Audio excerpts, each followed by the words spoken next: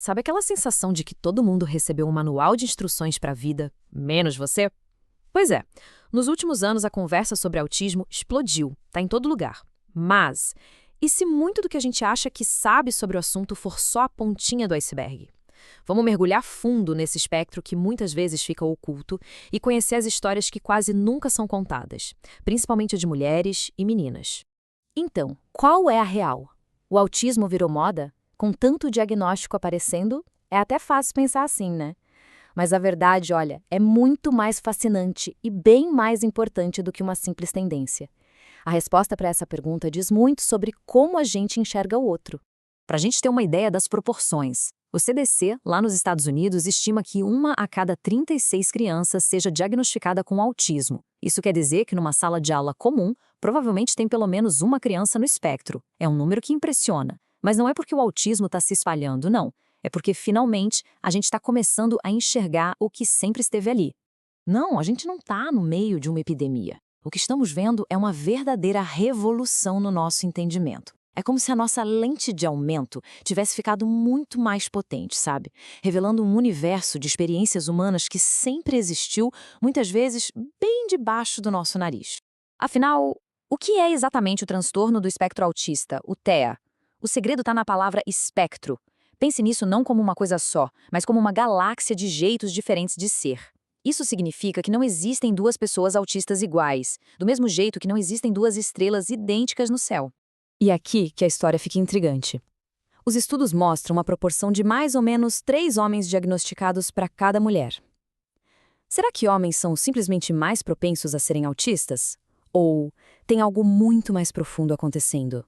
Algo que a gente ignorou por décadas. Pois é, por que essa diferença tão grande? A resposta, em grande parte, está nas nossas próprias expectativas sociais. As meninas são criadas para serem quietas, agradáveis, para se encaixar, e fazendo isso, elas acabam virando especialistas em mascarar as características autistas, muitas vezes pagando um preço altíssimo com a própria saúde mental. Essa frase aqui resume tudo, né? Uma menina quietinha, que bem comportada. Um menino quietinho, opa, sinal de alerta. É esse padrão duplo que faz com que incontáveis meninas e mulheres passem a vida inteira sem diagnóstico, lutando em silêncio, enquanto todo mundo em volta só vê o que espera ver. E, além da pressão social, tem uma teoria biológica bem interessante também. Pensa assim, ó. Imagine que os fatores de risco para o autismo são como água enchendo um balde. O que a ciência sugere é que o balde das mulheres talvez seja maior. Elas precisariam de uma carga genética e hormonal mais pesada para que a água transborde e as características fiquem óbvias para os outros. E é por isso que um diagnóstico importa tanto. Não é um rótulo, gente, é um mapa. É a chave que abre a porta para o suporte certo, um suporte baseado em ciência que pode de verdade transformar a vida de uma pessoa, permitir que ela não só sobreviva, mas que ela prospere. E quando o assunto é suporte, o tempo é um fator crítico. A ciência mostra que já é possível ter um diagnóstico confiável com 1 ano e 2 meses de idade. Isso é fundamental porque o cérebro de uma criança pequena é uma esponja, absorvendo tudo numa velocidade incrível. Perder essa janela de oportunidade é perder a chance de gerar o maior impacto possível. Essa fala do Dr. Lucelmo Lacerda é de cortar o coração. Imagina passar 4 anos e meio tentando de tudo e ver que seu filho não avança. A dor disso é imensa. A história deles não é sobre falta de amor ou de esforço, de jeito nenhum. É um testemunho do custo de não ter acesso à abordagem certa desde o começo. Então, quais são as opções? De um lado, existe o que se chama de tratamento eclético.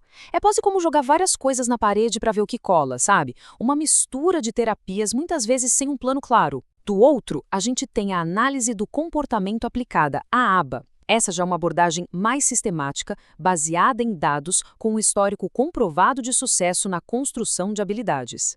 E quando a gente olha os dados, a diferença é gritante. Olha só o ganho em linguagem expressiva. As crianças na intervenção com ABA tiveram um ganho 27 vezes maior do que as do tratamento eclético.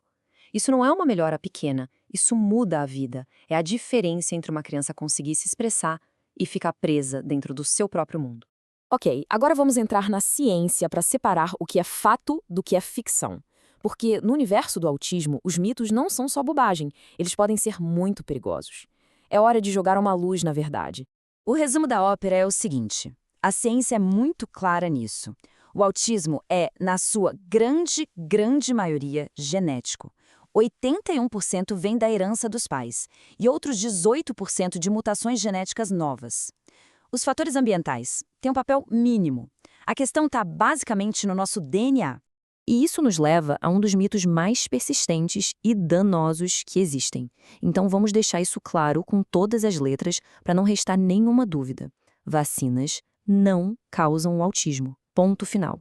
Esse mito todo começou com um único estudo.